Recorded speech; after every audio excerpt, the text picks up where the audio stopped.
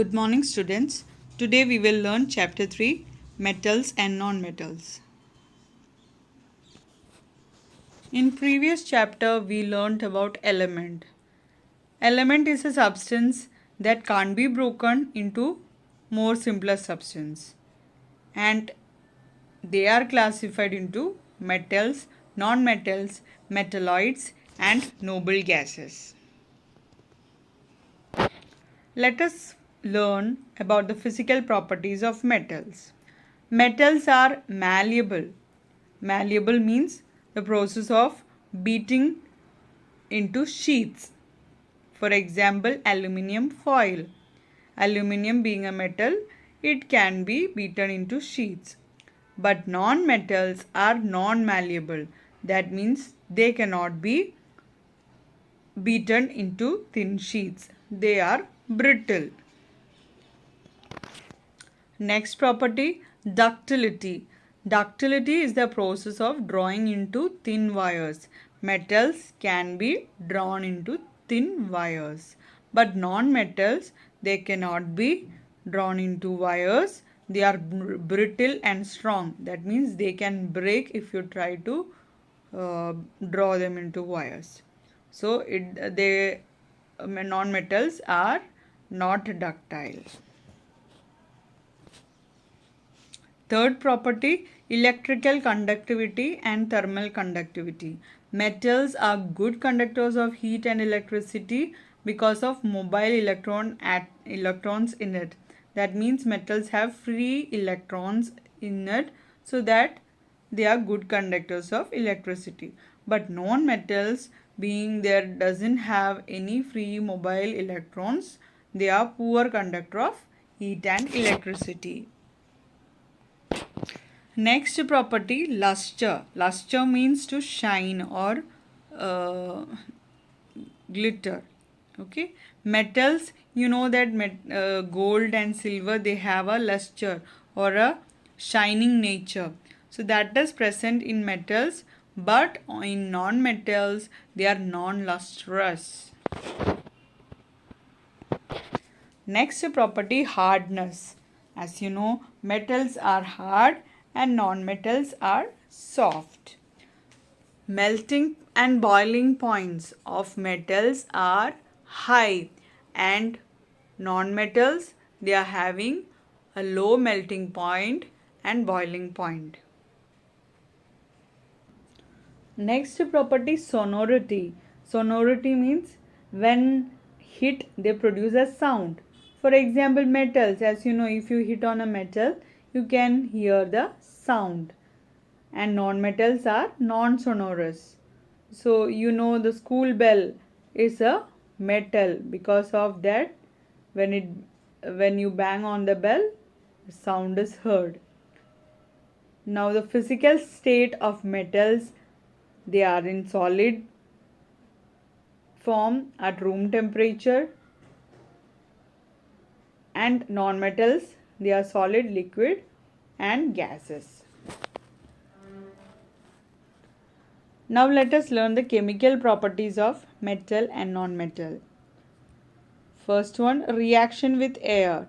Metals react with oxygen to form metal oxide. You know that in air oxygen is present. So metals react with oxygen and form metal oxides.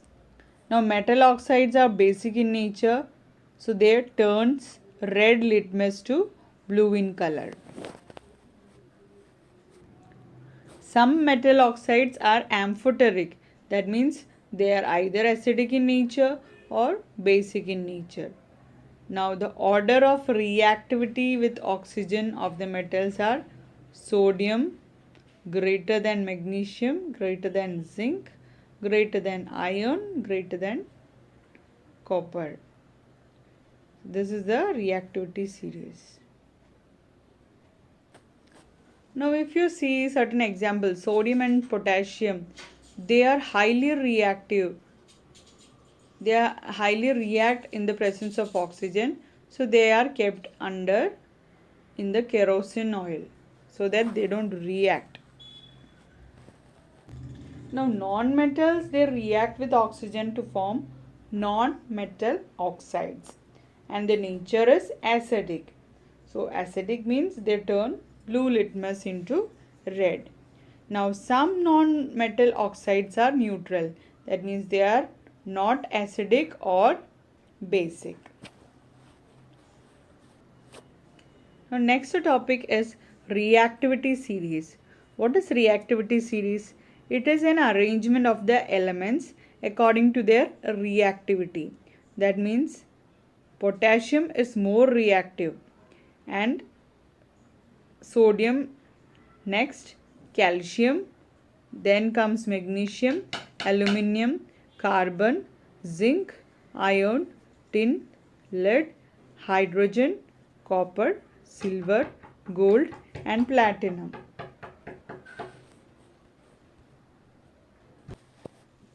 Now reaction with water. Metals, they react with water forming the metal hydroxide and hydrogen gas is released.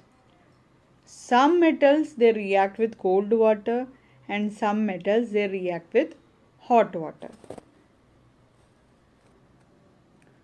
Some metals, they do not react, and some metals, they react with steam or water vapor. Now non-metals, they do not react with water. Why? Because if they need to react, they need to displace the hydrogen from the water molecules, and for displacing they need to donate electrons. That means the non-metal should give electron to displace the hydrogen from the water molecules, and it is not possible as they are themselves electron acceptor, because non-metals, they need more electrons, they cannot donate electrons, so they do not react with water. Now next, reaction with dilute acids. Metal reacts with acid to form respective salt and hydrogen gases released. Now metals below hydrogen in the reactivity series can't displace hydrogen of acids. Which are those metals? Yes, silver, gold and platinum.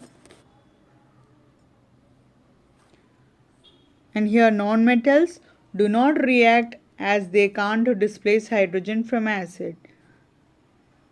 The same reason non-metals do not react with dilute acid as they need to displace hydrogen, and for displacing they need to donate electrons. But it is not possible because non-metals are electron acceptors. Next topic, metallurgy. Now minerals are anything that is found in Earth's crust. Ores, they are the minerals from which metal can be extracted.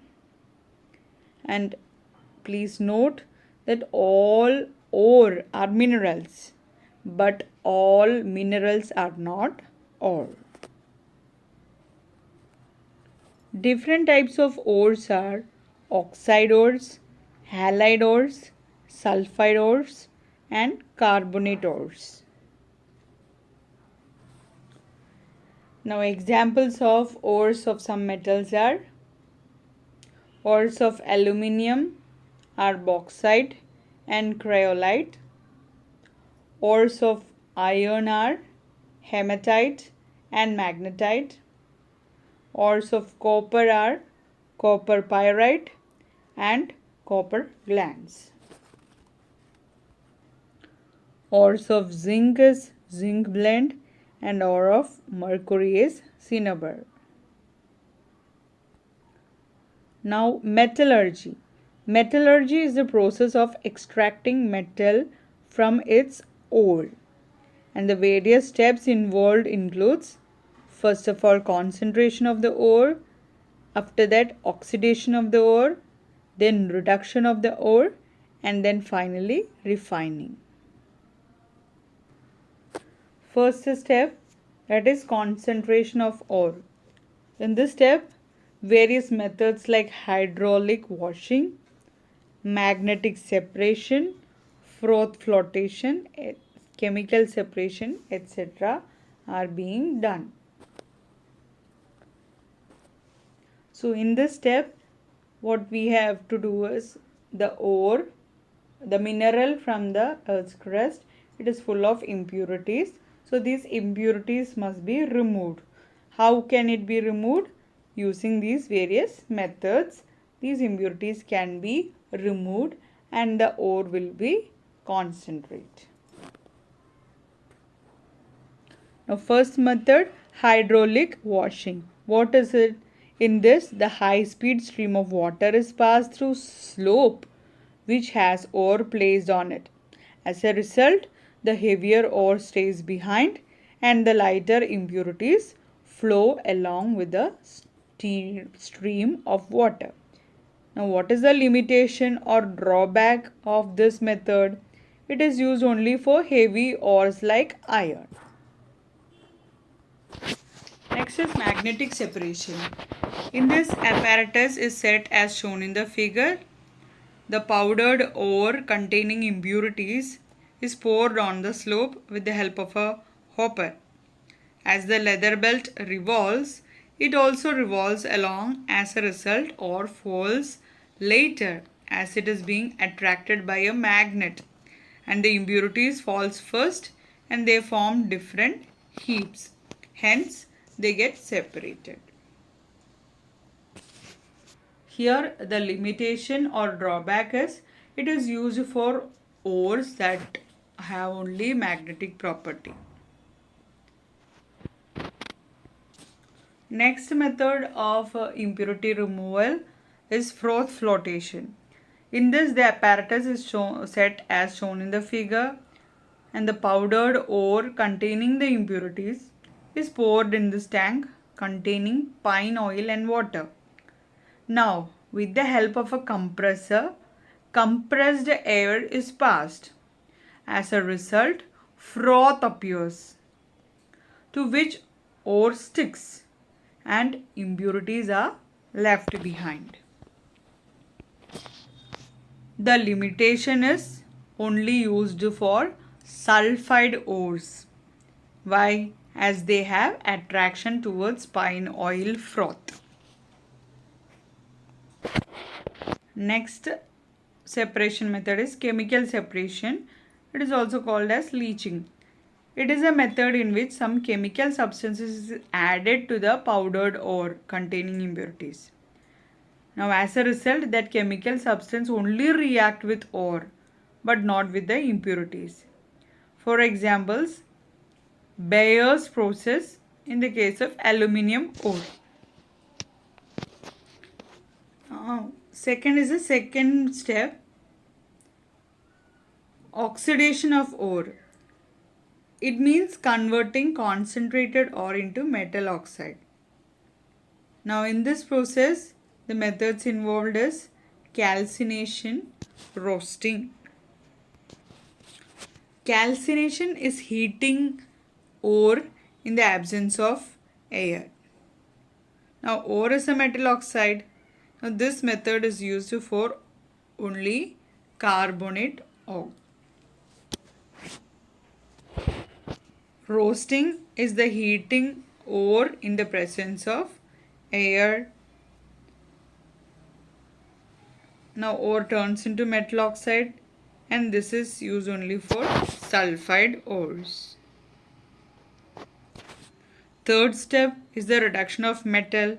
It means converting the metal oxides into metal by using various processes such as by heating, by using reducing agent, or by using electric current. By heating, the metals that lie at bottom of the reactivity series, they are heated and the metal plus oxygen is obtained. Now, by using reducing agent, mostly carbon or aluminium is used as reducing agent, and in this method those metals that lie in the mid of the reactivity series, they are used. Now here what happens, the metal oxide is treated with either carbon or aluminium, and the metal and the oxygen is obtained. By electrolysis or by using electric current. This method is used for elements that occur on the top of reactivity series. That means highly reactive metals. So first of all, let us know what is electrolysis. Electrolysis is the process in which a electrolyte dissociates into ions when the current is passed through it. There are mainly two electrodes, cathode and anode. Cathode means that is a positive terminal and anode is a negative terminal. Here you can see the pink battery like thing, and that is the cathode, and the green one is the anode.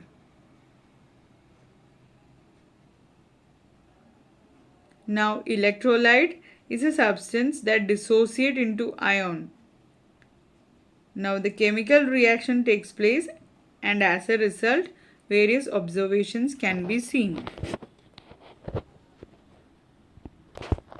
Now let us explain electrolysis using an example of aluminium oxide. Now here in this example, at the cathode is made up of carbon electrode, and the anode is also made up of carbon electrode. Now the electrolyte or the medium in which this electrolysis or the electric current will be passed is aluminium oxide, and to it cryolite and feldspar, they are added so that the melting point of the aluminium oxide is reduced, and also increase its degree of dissociation. Now when electric current is passed to the aluminium oxide, the ions move to respective poles and the following reaction occurs. Now what occurs at cathode? The impurities that collect under anode is called the anode mud. That means all the impurities are collected at the anode, and on the cathode you get the metal. Fourth step, the refining of metal. That means the various methods used here are liquefaction and electrolytic refining. In liquefaction method, the apparatus is set as shown in the figure. In this, the metal is placed on the hearth and is heated from below. As a result, metal melts and flows down due to its lower melting point in comparison to the impurities, and the impurities are left behind. Now hence the metal obtained is refined metal. In electrolytic refining, the same way, the cathode is a pure metal and anode is a impure metal.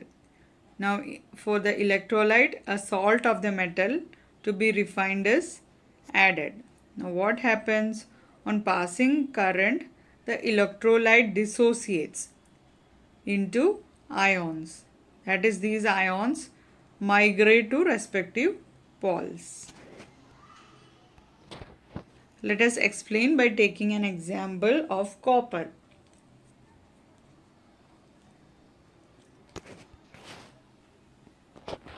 Here at the anode, impure copper is taken, and on the cathode, pure copper is taken. Now the electrolyte is copper sulfate solution, and near the anode you get the impure metal.